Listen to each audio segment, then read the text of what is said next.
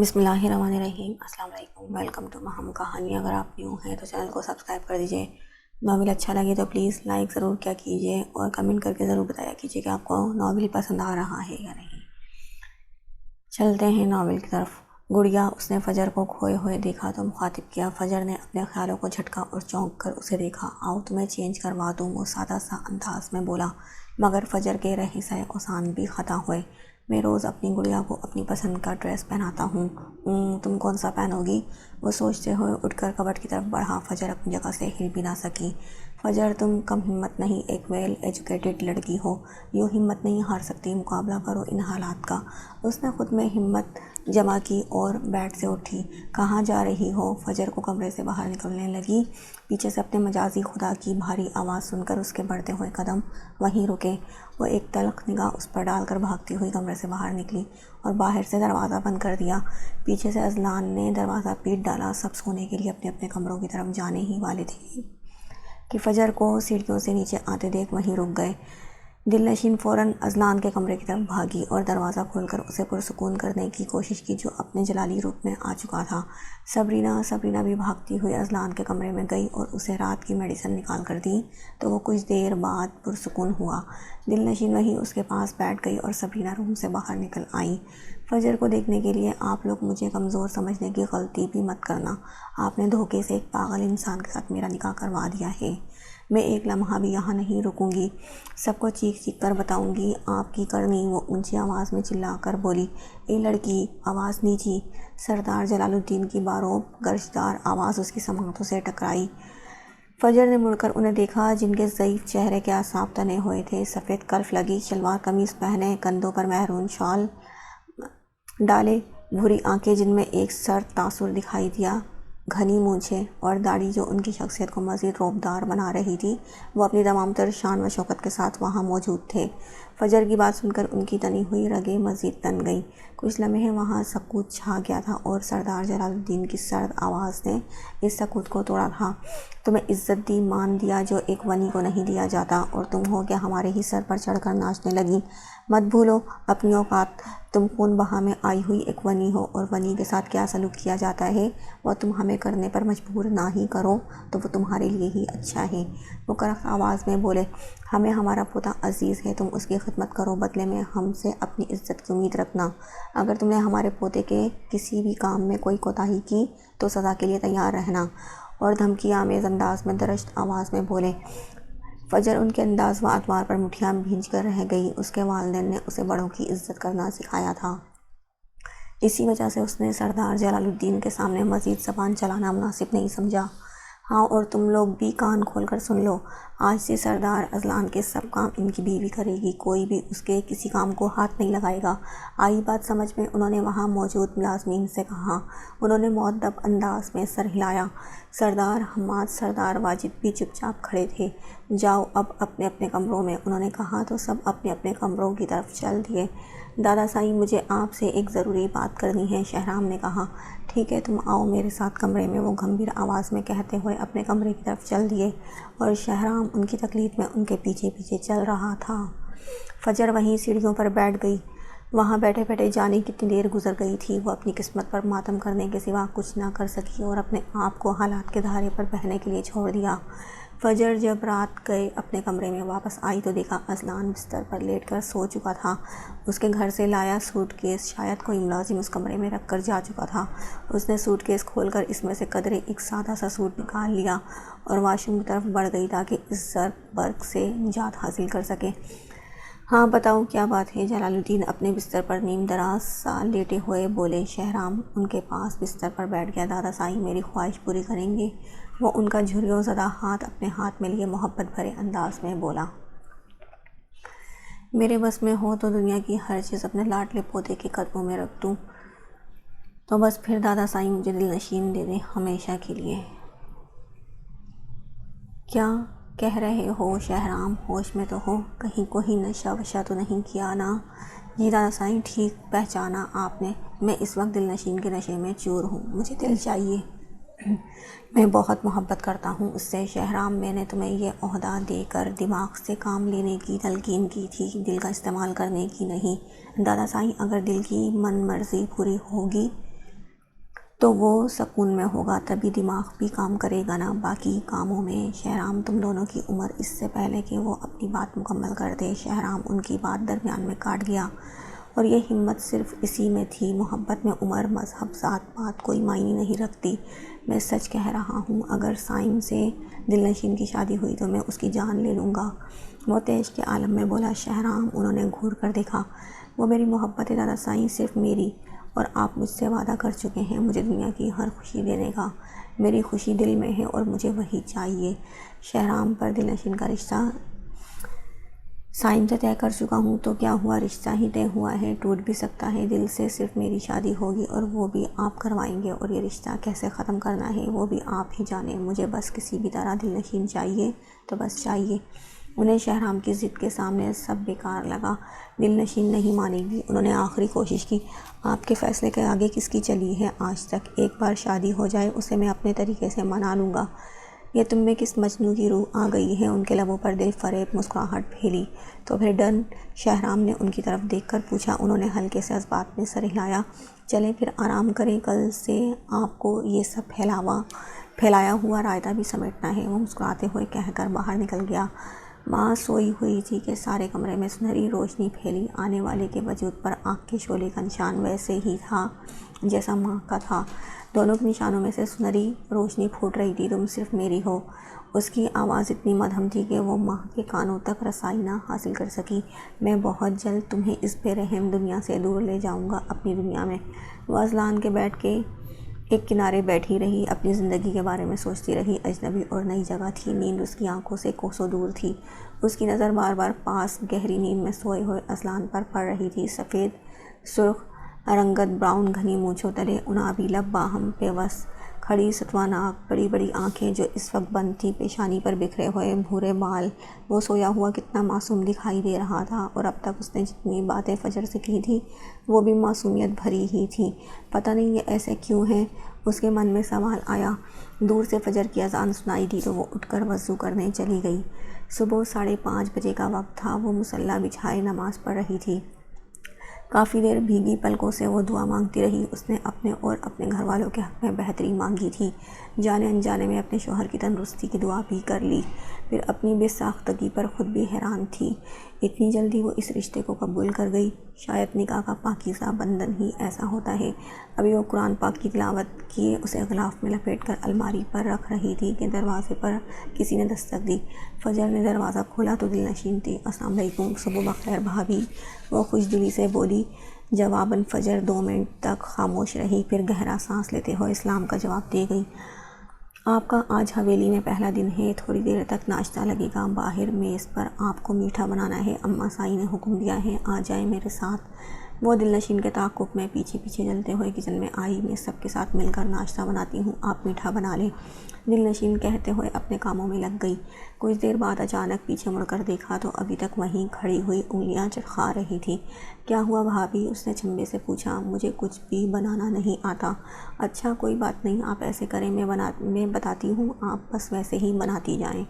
اس نے فجر کی مدد کی۔ تھوڑی دیر میں وہ سب کچھ تیار کر چکی تھی۔ بھابھی ایسا کریں، آپ کمرے میں جا کے اچھے سے تیار ہو جائیں۔ فجر سر ہلا کر جانے لگی۔ ایک منٹ رکیے، وہ واش روم میں تو بھائی کا جینٹس شیمپو ہے، آپ یہ دوسرا لیتی جائیں۔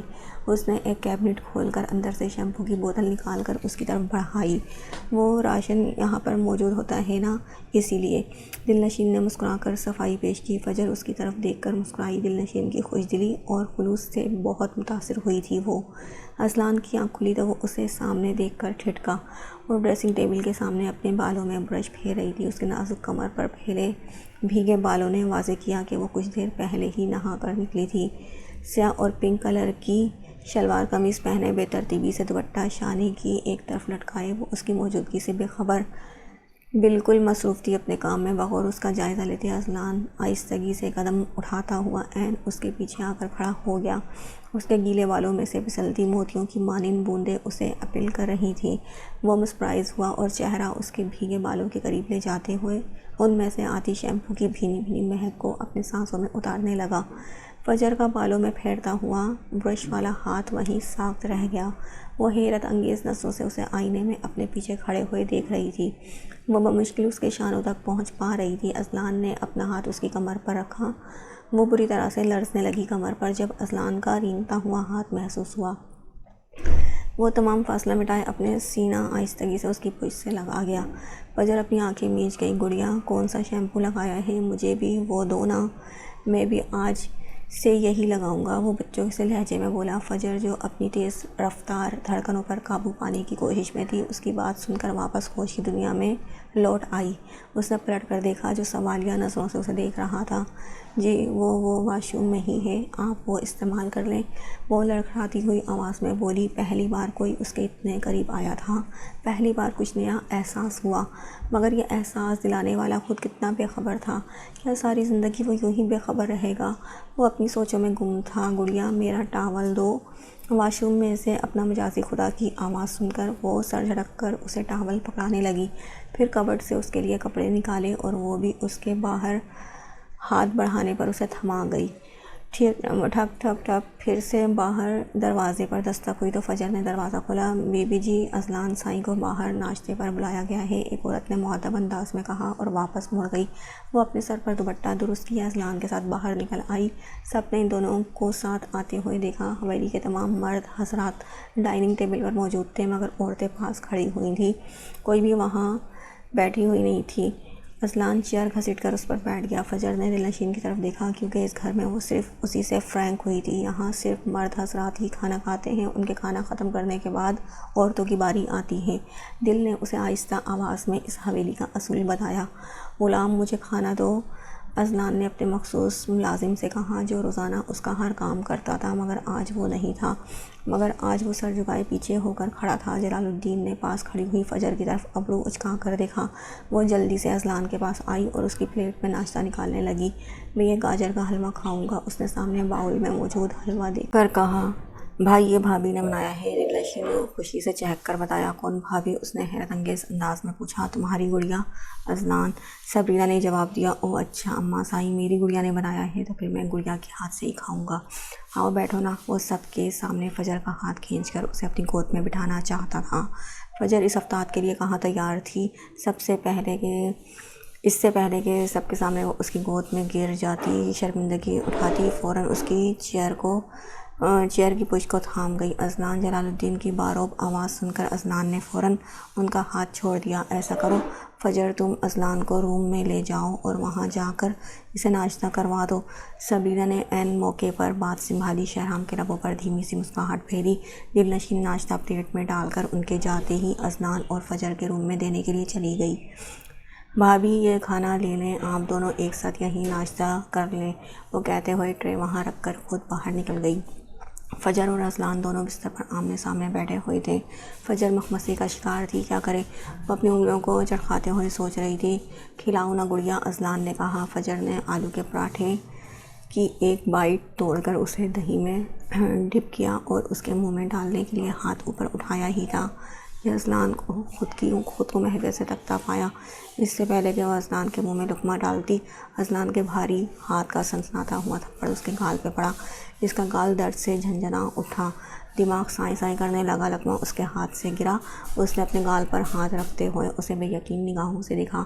کچھ لمحے تو وہ ساکت سی اسے دیکھتی رہی، پھر غصے سے وہی دہی والا باؤل اٹھا کر اس کے چہرے پر پھینکا۔ تم پاگل ہو، کیوں پھینکا ہے مجھ پر؟ اذلان اپنے گال پر انگلی سے دہی لگا کر دیکھتے ہوئے بولا۔ پاگل میں نہیں، آپ ہیں، کیوں مارا مجھے؟ وہ بھی اتنے زور سے اس پر برسنے لگی۔ تمہارے منہ پر مچھر بیٹھا تھا، کاٹنے لگا تھا، میں نے اسے مارا تھا، وہ فجر کی خشمگین نگاہوں سے گھورتے ہوئے بولا۔ فجر کا غصے سے لال انگارہ چہرہ اس کی دلیل پر پشیمان ہوا۔ وہ شرمندگی سے سر جھکا گئی۔ دماغ کے کمزور انسان سے کچھ بھی بعید نہیں تھی، کب کیا کر گزرے، اس نے دل میں سوچا۔ چلو اب میرا منہ صاف کرو۔ اذلان نے اسے سر جھکائے دیکھا تو کہا، اماں سائیں نے کہا تھا اب تم میرا خیال رکھو گی، غلاموں نہیں۔ آئیں واش روم میں منہ دھو لیں۔ وہ اپنی جگہ سے اٹھی تو اذلان فوراً اس کے پاس آیا اور اس کا چہرہ اپنے دونوں ہاتھوں میں بھر لیا۔ فجر نے فحش نگاہوں سے اسے دیکھا۔ جس پر اس وقت شرارت رقصہ تھی، تم نے میرا چہرہ گندا کیا۔ اب میری باری کہتے ہی اذلان نے اپنے ایک گال کو پہلے فجر کے گال سے رگڑ کر صاف کیا، پھر دوسرے گال کو بھی اس کے دوسرے گال سے مس کیا۔ اس کے بیئر کی چبھن سے فجر کو اپنی سانسیں بھاری ہوتی محسوس ہوئی، اس کی آنکھوں کی پتلیاں حیرت سے پھیلیں۔ چھوڑیں، اس نے اذلان کے آہنی ہاتھوں سے اپنا چہرہ آزاد کروانے کی کوشش کی۔ اس کے گلے سے گھٹی گھٹی آواز نکلی۔ اذلان کی گرم سانسیں اس کے چہرے کو جھلسا رہی تھی، گالوں پر چبھن سے اب گال جلنے لگے تھے۔ فجر کی آنکھوں سے آنسو بہنے لگے تو اذلان نے حیرت زدہ نظروں سے اسے دیکھتے ہوئے فوراً سے چھوڑ دیا۔ سوری گڑیا، وہ تم نے میرے ساتھ جو کیا تھا میں نے اس کا بدلہ لیا، بس پلیز رو مت نا، پلیز، وہ ملتجی انداز میں بولا۔ فجر اپنی ڈوبتی ابھرتی ہوئی سانسوں کو بحال کرتے واش روم کی طرف بڑھ گئی۔ اذلان اس کے پیچھے گیا۔ آؤ میں تمہارا فیس واش کروا دوں، اس نے واش بیسن پر جھکی ہوئی فجر کے بازو پکڑ کر کہا، جو اپنے منہ پر پانی کے چھپاکے مار رہی تھی۔ نہیں نہیں، میں خود ہی دھو لوں گی۔ وہ چہرہ دھو کر پیچھے ہوئی۔ اب میرا چہرہ کون صاف کرے گا؟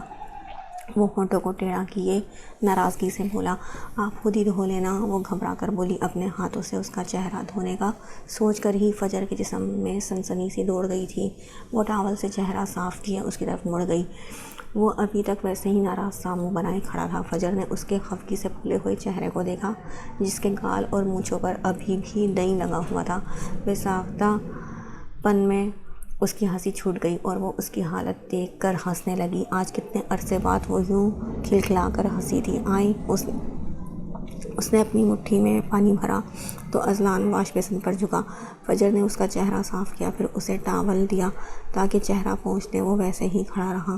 اب آپ چہرہ تو خود صاف کر سکتے ہیں نا، وہ ابروج کھا کر بولی۔ نہیں غلامو، میرا چہرہ صاف کرتا ہے، میں کوئی کام نہیں کرتا۔ غلامو کہتا ہے میں سردار ہوں نا، اور سردار کوئی کام خود نہیں کرتے۔ اس نے اپنی تئیں فجر کی معلومات میں اضافہ کیا۔ فجر ایڑیوں کے بل تھوڑا اونچا ہوئی اور اس کے وجیح چہرے سے پانی کی بوندیں صاف کیں۔ اس کی پیشانی پر بکھرے ہوئے بھورے بال گیلے ہو کر چپک چکے تھے۔ فجر نے ہیئر برش سے اس کے بال سیٹ کیے۔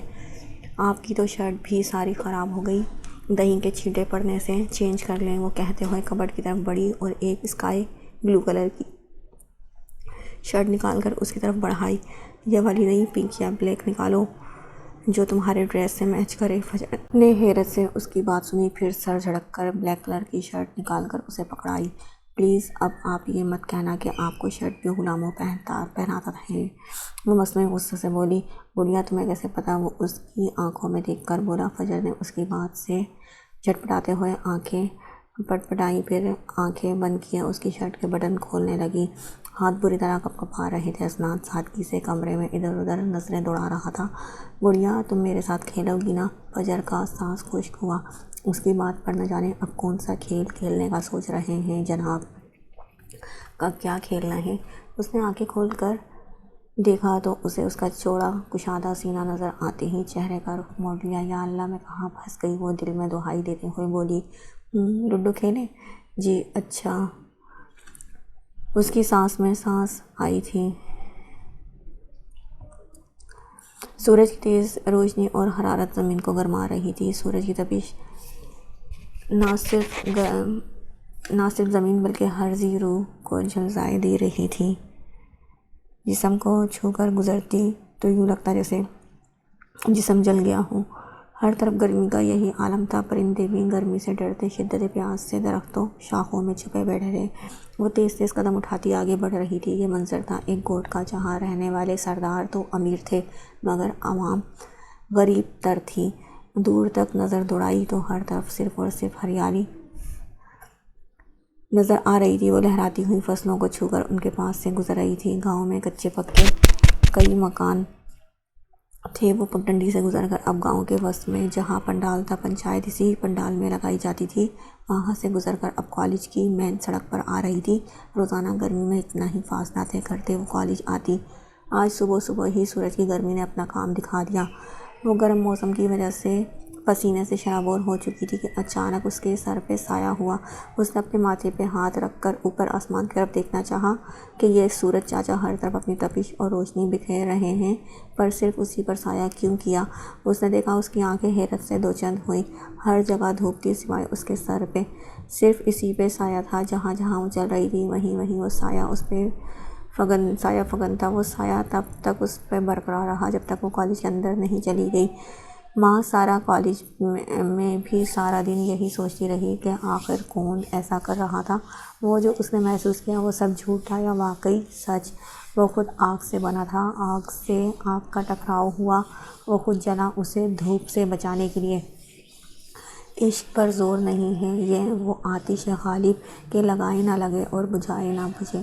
عشق ایک ایسی کیفیت کا نام ہے جو بلا سوچے سمجھے کسی بھی شخص سے، اس کی کسی ادا، خوبصورتی، آواز، نگاہوں، باتوں سے ہو جاتا ہے۔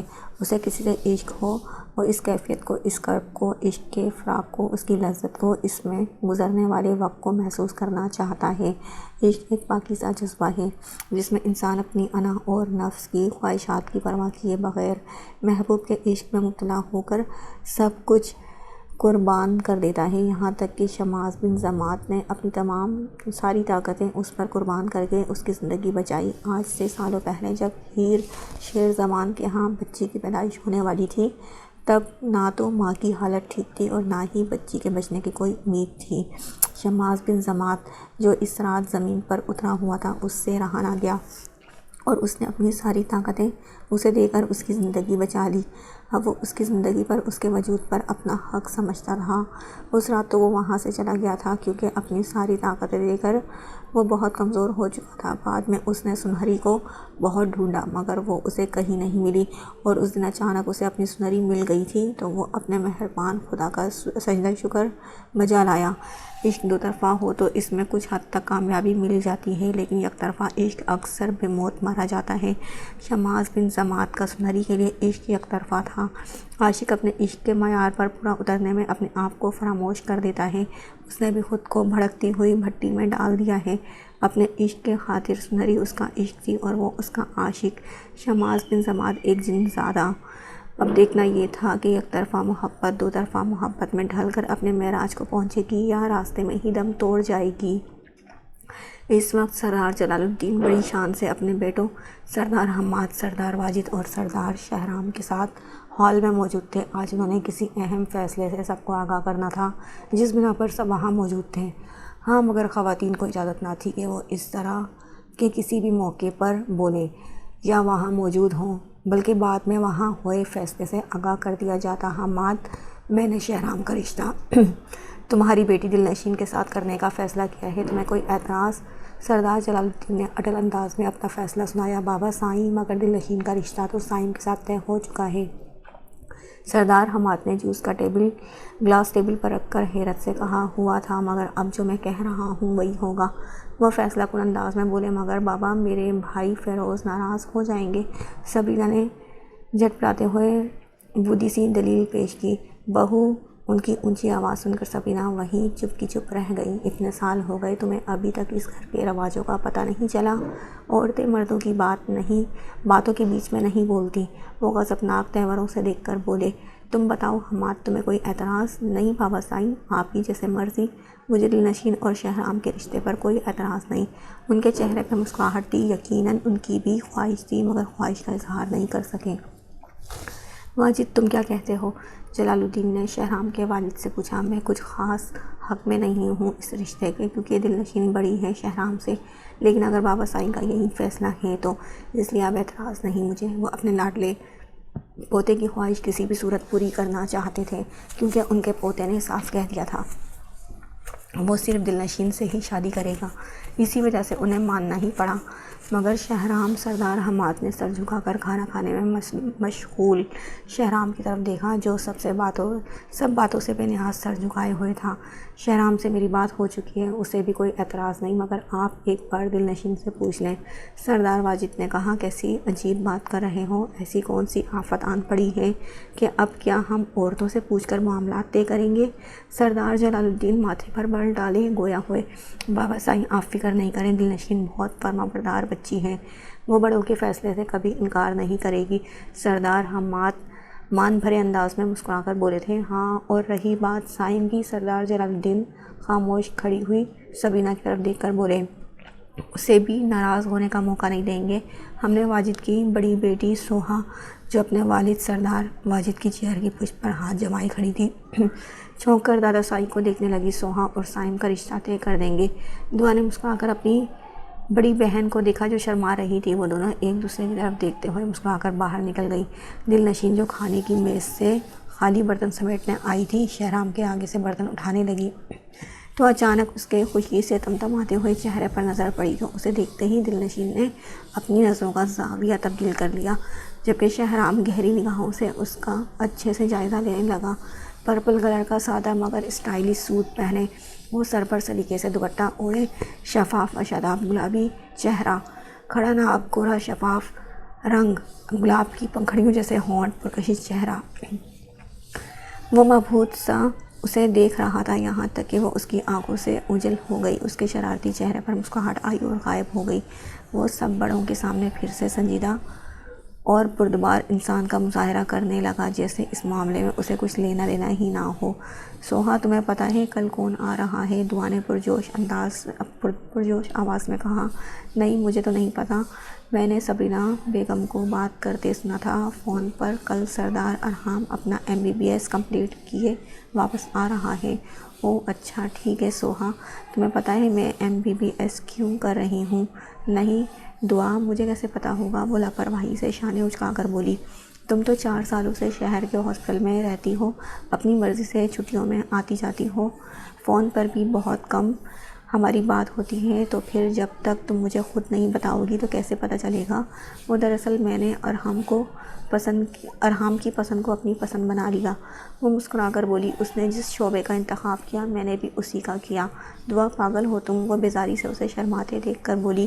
دعا، وہ اتنے سال باہر کے ملک میں گزار کر آ رہا ہے، نہ جانے کیسی طبیعت کا مالک بن چکا ہوگا، اور یہ نہ ہو تم جس کے انتظار میں ہو وہ باہر سے کوئی گوری اور ایک عدد بچے کو بھی ساتھ لے آئے۔ سوہا، کیسی باتیں کر رہی ہو؟ بندہ منہ سے اچھی بات نکالتا ہے، وہ بے دلی سے بولی۔ اچھا میری چھوڑو، تم اپنی بتاؤ۔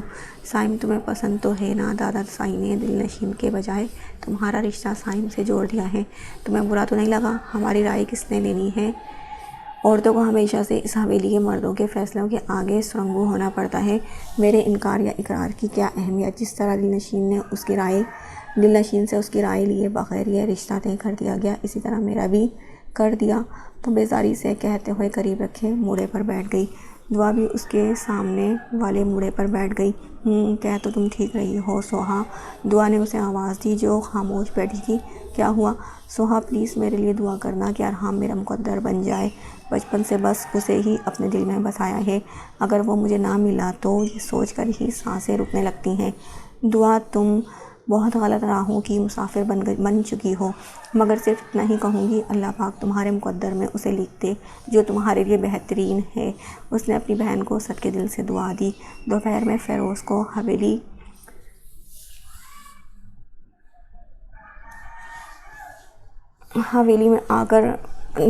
میں بلا کر فیصلے سے آگاہ کیا گیا۔ پہلے تو وہ کچھ دیر خاموش رہے، پھر کچھ سوچتے ہوئے سائم اور سوہا کے رشتے کے لیے حامی بھر لی۔ اسی ہفتے دونوں کا نکاح طے پایا تھا۔ شہرام نے ہی جلال الدین کو اتنی جلدی سب نپٹا دینے کے لیے فورس کیا تھا۔ بابا سائیں آپ نے بلایا تھا؟ وہ دروازے پر دستک دے کر اندر داخل ہوئی تو سردار حماد بیڈ پر لیٹے ہوئے کتاب کا مطالعہ کرنے میں مصروف تھے۔ ہاں آؤ بیٹا بیٹھو، وہ کتاب الٹی کیے ایک طرف رکھتے ہوئے اب اپنے سامنے بیٹھی دل نشین کی طرف متوجہ ہوئے۔ بیٹا مجھے آپ سے ایک بات کرنی ہے۔ دل نشین نے سوالیہ نظروں سے دیکھا تو سردار حماد نے بغیر لگے لپٹے شہرام سے اس کا رشتہ طے ہونے کی بات کر دی۔ بابا سائیں، مجھے شاہو، میرا مطلب شہرام سے شادی نہیں کرنی۔ دل نشین نے تو سنتے ہی صاف انکار کر دیا۔ اس نے انکار تو کر دیا تھا، مگر اب وہ اپنے سامنے بیٹھے اپنے بابا سائیں کے چہرے کو پڑھنے کی کوشش کر رہی تھی کہ اس کی بات سن کر ان کے بابا سائیں کا کیا رد عمل ہوگا۔ اچھا، مگر کوئی وجہ تو ہوگی اس رشتے سے انکار کی، وہ بتاؤ۔ بابا سائیں، وہ چھوٹا ہے مجھ سے کافی، اور میں نے اسے ہمیشہ اپنا چھوٹا بھائی مانا ہے۔ دل نشین نے انکار کا جواز پیش کیا۔ زیادہ چھوٹا نہیں، 2 سال کا ہی فرق ہے، اور ویسے دیکھنے میں تو وہ ہماری نازک سی بیٹی سے کافی بڑا لگتا ہے۔ میں مانتا ہوں کہ شوہر کو میچور ہونا چاہیے۔ شہرام کو عہدہ مل چکا ہے اور میرے خیال میں وہ کافی میچور ہو گیا ہے۔ میں بابا سائیں کے سامنے تمہاری طرف سے اقرار کر چکا ہوں، مجھے اپنی بیٹی پر پورا یقین ہے، وہ کبھی اپنے بابا سائیں کا مان نہیں توڑے گی۔ سچ بتاؤں تو میری ہمیشہ سے یہی خواہش تھی کہ میری اکلوتی بیٹی ہمیشہ میری نظروں کے سامنے رہے، اسی لیے حامی بھر لی۔ بابا سائیں تو اس حق میں نہیں تھے کہ بیٹیوں سے رائے لی جائے، مگر میں پھر بھی تم سے پوچھ رہا ہوں، بلکہ سمجھا رہا ہوں۔ شہرام ہماری آنکھوں کے سامنے پلا بڑھا ہے، اس میں کوئی خامی نہیں، جبکہ سائیں کو تو ہم ٹھیک سے جانتے بھی نہیں۔ بتاؤ اب تمہارا کیا فیصلہ ہے؟ وہ اپنے ہاتھوں کی انگلیاں مروڑتے ہوئے مخمصے کا شکار ہوئی تھی، سر جھکائے ہوئے بیٹھی تھی، آنسو لڑیوں کی مانند آنکھوں سے بہنے لگے۔ تمہیں اپنے بابا کا فیصلہ منظور نہیں؟ کیا تم مجھے میرے بابا سائیں کے سامنے رسوا کر دو گی؟ نہیں بابا سائیں، ایسی بات نہیں، وہ آنسو پہنچ کر بولی۔ جاؤ اپنے کمرے میں آرام کرو، اللہ پاک سب بہتر کریں گے، انہوں نے دل نشین کے سر پر ہاتھ رکھ کر کہا تو ان کے کمرے سے پھر نکل گئی۔ اور آج رات تو چین کی نیند آنے والی ہے، سونے سے پہلے اس علاقے کے ہونے والی نئی سردارنی کا حسین چہرہ جو دیکھ لیا ہے۔ شہرام نے شانوں پر اوڑھی ہوئی براؤن رنگ کی شال کو اٹھا کر دوسرے کاندھے پر ڈال کر کہا، اور اپنے سامنے کھڑی اس نرم و نازک کلی کو گہری نگاہوں سے دیکھ رہا تھا۔ دیکھنے میں اس قدر نازک تھی وہ، رنگ و سفید گلابی آنکھیں بھورے رنگ کی، جن پر گھنی پلکیں، ہونٹ گلابی بھورے بال جو کافی لمبے اور خوبصورت تھے، جن کا ڈھیلا سا جوڑا بنا کر چھوڑا ہوا تھا۔ چہرے کے اطراف میں بے پرواہ لٹیں جھول رہی تھیں، آنکھیں بجھی بجھی تھیں جن میں نمی تھی، جیسے ابھی کچھ دیر پہلے رونے کا شغل فرمایا گیا ہو۔ اپنے سامنے رات کے اس پہر شہرام کو دیکھ کر اس کے حسین چہرے پر بیزاری واضح دکھائی دی۔ وہ اس وقت شہرام سے تو کیا کسی سے بھی مخاطب ہونا نہیں چاہتی تھی، اسی لیے اسے مکمل نظر انداز کر کے اپنے کمرے کی طرف بڑھنے لگی۔ جب شہرام نے اس کی کلائی پکڑ کر اسے روکا، کہا تھا نا تم صرف میری ہو۔ اپنی کلائی شہرام کے ہاتھ میں ایک جھٹکے سے آزاد کرواتی ہوئی ناگواری سے دیکھتے ہوئے وہ گویا ہوئی، اپنی حد میں رہو، جب تک مجھے تمہاری ان گندی نظروں سے اور بے حیا سوچ کا اندازہ نہیں تھا، تب تک تمہیں بچہ سمجھنے کی بھول کی میں نے، مگر اب اور نہیں۔ وہ پھنکاری، حدود میں تو آپ میرے آنے والی ہیں، ایک بار میری حدود میں داخل ہو جائیں تو ان حدود سے نکلنے نہیں دوں گا۔ جائیں ساری نیندیں پوری کر لیں، بعد میں موقع ملے نہ ملے۔ وہ خمار زدہ آواز میں بولا، گھٹیا انسان، تمہاری ان خصوصیات کا نا پہلے مجھے اندازہ نہیں تھا، کب سے بے راہ روی کے راستے پر چل رہے تھے۔ وہ نخوت زدہ آواز میں بولی، بے راہ روی نہیں، محبت کی راہ۔ وہ استہزائیہ انداز میں ہنسا، تم سے بات کرنا ہی فضول ہے۔ وہ پاؤں پٹکتی ہوئی اپنے کمرے کی طرف بڑھ گئی، اس کی پشت دیکھ شہرام کے لبوں کی مسکراہٹ نے چھوا۔ دادا جان کے اصولوں اور حکم کے برخلاف وہ نہیں جا سکتی۔ رات دیر تک جاگتی رہی تھی، شہرام سے شادی کے بارے میں سوچتے اسے نیند آ ہی نہیں رہی تھی۔ لائٹ آف کر کے وہ ابھی سوچوں میں گم ہی رہی تھی۔ شہرام سے شادی اس کو کسی عذاب سے کم نہیں لگ رہا تھا۔ چل اپنے بابا سائیں کو روٹی ڈال دے، شبانہ نے وہاں سے کہا جو اپنے صبح کالج میں ہونے والے ٹیسٹ کی تیاری کر رہی تھی۔ جی اماں سائیں، ابھی دیتی ہوں۔ وہ کتاب ایک طرف رکھ کر اپنی جگہ سے اٹھی اور کھانا ڈال کر صابر حسین کے سامنے رکھا۔ مالکن نے کہا ہے شادی شروع ہونے والی ہے حویلی میں، تو گھر میں سے کسی کو بھی اپنے ساتھ لے جاؤں کام کرنے کے لیے؟ ہاں تو لے جانا، سوہانہ یا شاہانہ کو۔ صابر حسین نے لقمہ ختم کیے کہا، اماں سائیں میں نہیں جاؤں گی، میں نے کل ہی ملتانی مٹی لگا کر اپنا منہ اور ہاتھ صاف کیے ہیں، وہاں برتن دھو کر میرے ہاتھ کالے ہو جائیں گے۔ سوہانہ نے منہ بناتے ہوئے کہا، اماں میں بھی نہیں جاؤں گی، کام کرنے مجھ سے نہیں ہوتا کوئی بھی کام۔ اسے لے کر جائیں جس کے ہاتھ منہ پہلے ہی کالے ہیں، تھوڑے اور ہو جائیں گے تو اسے کیا فرق پڑے گا؟ وہ حقارت زدہ نظروں سے اس کو دیکھتے ہوئے بولی۔ اس کی بات سن کر ماں کی آنکھوں میں آنسو آ گئے اور پانیوں سے بھر گئی، جسے وہ چہرہ جھکا کر چھپا گئی۔ بس کرو تم سب، کتنی بار کہا ہے ماں کے بارے میں الٹا سیدھا نہ بولا کرو، دوبارہ کچھ بھی سنا تو زبان کاٹ ڈالوں گا۔ صابر حسین نے انہیں گھورکا۔ ماں نے چہرہ صاف کیے، صابر حسین کے آگے سے خالی برتن اٹھائے، رات کے کھانے کے برتن باہر سین میں جا کے دھو لیے، پھر پڑھنا، اور ہاں کل سے میرے ساتھ حویلی چلنا ہے تو نے۔ وہ گندے برتن اٹھا کر باہر نکلتی کہ ماں کو پیچھے سے آواز دی گئی۔ وہ صحن میں بیٹھ کر سارے برتن دھونے لگی۔ چاند اپنی خوبصورت روشنی چاروں طرف بکھیر رہا تھا۔ کچھ دیر بعد برتن سمیٹ کر اندر آئی اور اپنی کتاب اٹھا کر باہر آ گئی۔ اس چاند کی چاندنی میں بھی کتاب پر تحریر الفاظ دکھائی دے رہے تھے۔ وہ چارپائی پر بیٹھ گئی۔ ان کے مٹی سے بنے صحن میں ایک بڑا سا پرانا بوڑ کا درخت تھا، جس کی شاخیں ادھر ادھر لٹکی ہوئی تھیں، اور اس درخت پر صابر حسین نے اپنی بیٹیوں کے لیے ایک جھولا ڈال رکھا تھا۔ ماں منمک انداز میں پڑھ رہی تھی کہ اچانک ایک تیز ہوا کا جھونکا اس کا دھیان بھٹکا گیا۔ اس نے کتاب پر جھکا ہوا سر اٹھا کر سامنے دیکھا۔ درخت پر لگا ہوا جھولا ہل ہل کر اسے اپنی طرف متوجہ کر رہا تھا۔ وہ کسی ٹرانس کی کیفیت میں اپنی جگہ سے اٹھ کر اس جھولے کی طرف بڑھ گئی اور جا کر اس جھولے پر بیٹھی۔ جھولے کی دونوں رسیوں کو اپنے ہاتھوں کی مٹھی میں بھرے ہوئی تھی۔ چاندنی رات تھی، لیکن ہلکے ہلکے بادلوں نے اس کی روشنی کو پراسرار سا بنا دیا تھا۔ مدھم روشنی میں پرسکون بوڑ کے درخت کا عکس دکھائی دے رہا تھا۔ مٹی کی خوشبو ہر طرف بکھری ہوئی تھی۔ وہ کھلے آسمان تلے بیٹھے یکٹک ایک درخت کی عکس دیکھنے لگی اور پھر سر اٹھا کر اس چمکتے ہوئے چاند کو نظر بھر کر دیکھا۔ اس کے دیکھتے ہی دیکھتے بادل چاند کے گرد پہرا چھوڑ کر دور ہونے لگے تھے۔ چاند کی دودیاں روشنی ہر طرف پھیلنے لگی۔ جانے کتنی ہی دیر وہ کھوئے ہوئے چاند کو دیکھتی رہی کہ ایک دم اس کا جھولا خود بخود جھولنے لگا۔ وہ اس منظر میں اتنی کھوئی ہوئی تھی کہ اسے جھولا جھولنے کی خبر تک نہ ہوئی۔ ایک دم تیز ہوا کا جھونکا اسے پھر سے ہوش دلا گیا۔ اس ہوا زدہ گرمی کے موسم میں ایسی ٹھنڈی ہوا کا جھونکا اسے خوشگوار احساس دے گیا۔ اس کا جھولا اور تیز ہو گیا۔ وہ آنکھیں بند کیے اس سرد موسم میں ڈوب گئی۔ اب اس کے پاؤں تیز جھولے کے باعث درخت کی اونچی ٹہنیوں کو چھونے لگے تھے۔ جھولے کی اتنی تیزی پر اس نے جھٹ سے اپنی آنکھیں کھولیں اور اسے احساس ہوا کہ اس نے ایک بار بھی پاؤں جھلا کر خود کو جھولا لینے کی کوشش نہیں کی۔ تو پھر کس نے اسے جھولا جھلایا؟ اس نے فوراً پیچھے مڑ کر دیکھا، مگر وہاں کوئی بھی نہیں تھا۔ جھولے کی رفتار آہستہ ہو گئی اور وہ زمین پر پاؤں رکھ کر جھولے سے نیچے اتر گئی۔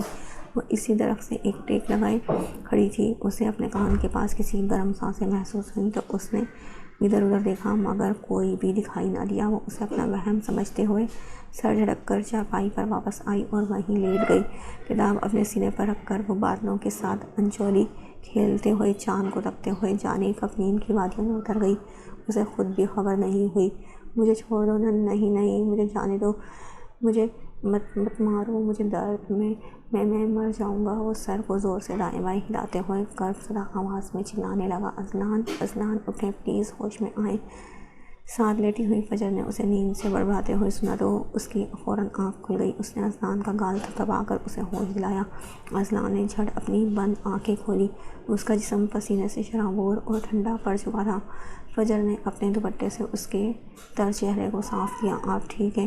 اس نے فکر مندی سے پوچھا، مگر اذلان بنا پلکیں جھپکائے اسے یکٹک دیکھ رہا تھا۔ وہ اسے حیرت سے دیکھتا رہا، یقین کرنے کے لیے کہ وہ سچ میں وہاں موجود ہے یا اس کا خواب ہے۔ اذلان نے ہاتھ بڑھا کر اس کے گال کو چھونا چاہا اور جیسے ہی اس کے گال کو اذلان نے چھو کر محسوس کیا، فوراً ہاتھ کھینچ لیا۔ تم میرے پاس ہو گڑیا، سچ میں اکیلا نہیں ہوں، پھنسی ہوئی آواز میں بولا۔ نہیں اذلان جی، آپ اکیلے نہیں، میں آپ کے پاس ہوں۔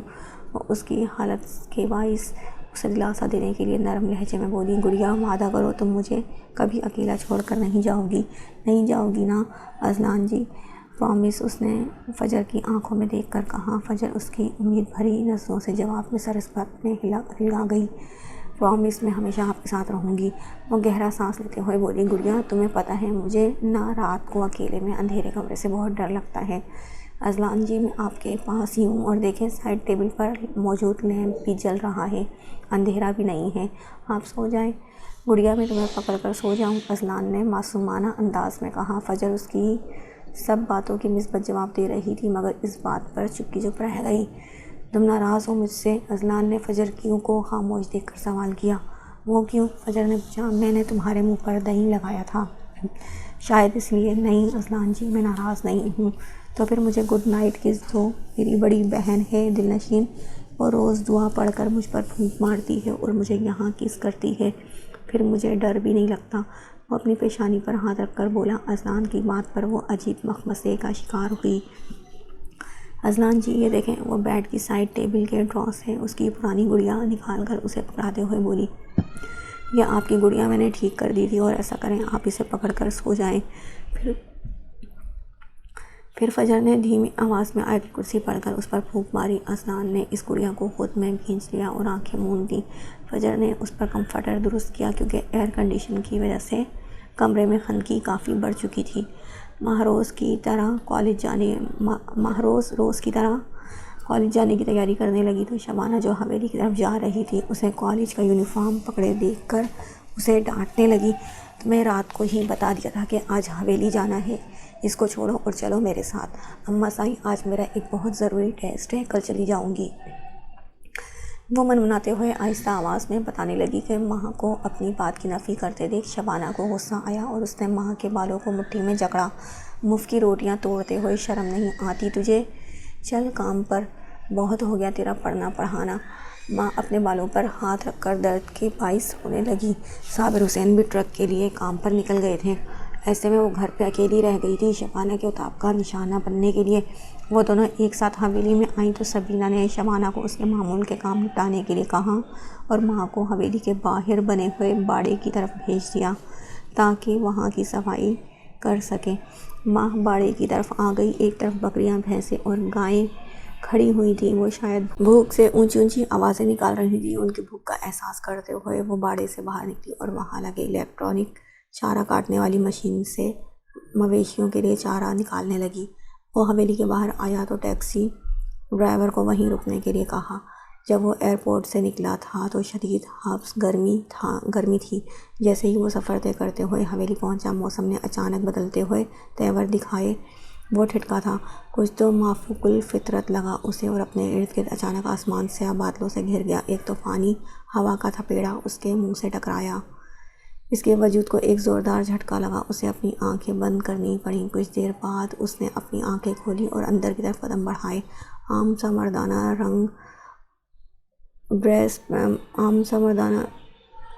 ڈریس پینٹ اور شرٹ پر جیکٹ پہنے، ہاتھ میں سفری بیگ تھامے ماہ تیزی سے سارے کام نپٹا رہی تھی۔ آج موسم نے جانے کیسے انگڑائی لی۔ انتہا کی گرمی میں بادلوں نے آسمان کا بسیرا کیا تھا۔ ٹھنڈی مہکتی ہوائیں بھی چل رہی تھیں۔ موسم ابر آلود ہو رہا تھا، جیسے بارش ہونے والی ہو۔ اچانک یاد آنے پر وہ تیز تیز ہاتھ چلانے لگی۔ وہ چارہ ہاتھوں میں بھرتی جا رہی تھی۔ دیکھتے ہی دیکھتے آسمان پر چھائے سفید بادلوں میں اب کالے بادل گھر آنے لگے تھے۔ وہ واپس باڑے کی طرف جانے لگی کہ ابھی وہ مڑی ہی تھی کہ کسی سے زور سے ٹکرائی۔ یکدم بارش کی تیز بوچھاڑ ان دونوں پر برسنے لگی۔ سامنے موجود شخص اپنی مسحور کن شخصیت کے ساتھ کھڑا تھا۔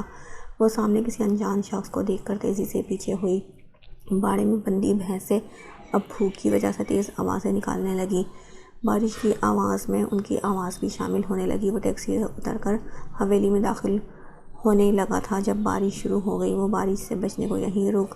اسے بھیگے کپڑوں میں دیکھ کر اسے ناگوار گزرا تھا۔ وہ اس وقت اپنے سراپے سے کسی کو بھی دعوت نظارہ بنی ہوئی تھی۔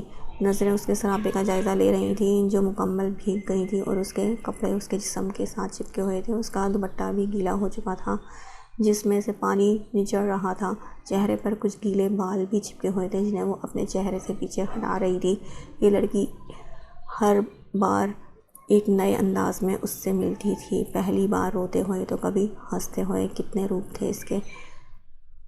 حساس، نرم دل، صبر کرنے والی، سہنے والی پاکیزہ دل۔ اس کے دل نے اس سے برملا اعتراف کیا کہ یہ لڑکی اس کے دل پر قابض ہو گئی ہے، آج سے نہیں بلکہ کئی سالوں پہلے سے۔ آپ کون ہیں؟ ماں نے ڈرتے ہوئے اس سے دھیمی آواز میں پوچھا۔ میں کون ہوں یہ تمہیں جلدی پتہ چل جائے گا۔ اور ہاں، وہ باہر جاتے ہوئے پلٹا، اس حالت میں حویلی کے اندر مت جانا، یہاں سے سیدھا گھر جاؤ۔ اس نے اپنے اوپر پہنی ہوئی جیکٹ اتارتے ہوئے اس کی طرف قدم بڑھائے جبکہ وہ اس سے اپنی طرف آتا حیرانگی سے دیکھنے لگی۔